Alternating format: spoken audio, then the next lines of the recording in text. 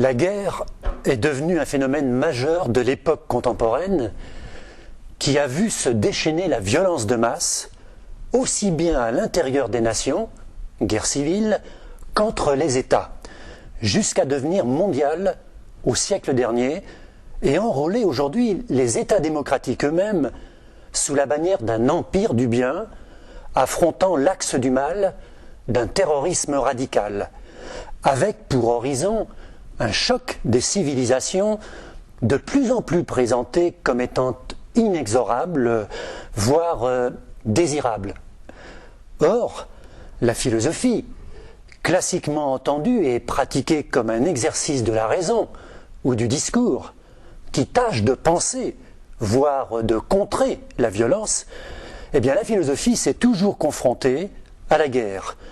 jusqu'à vouloir, au siècle des Lumières, la mettre hors la loi,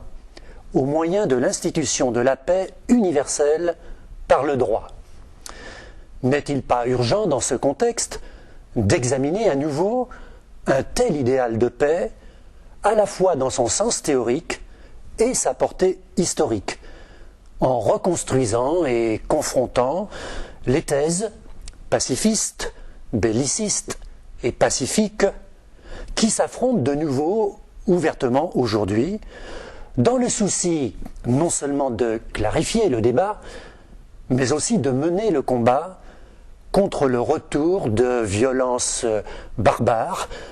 que l'on avait naïvement pu croire dépassées.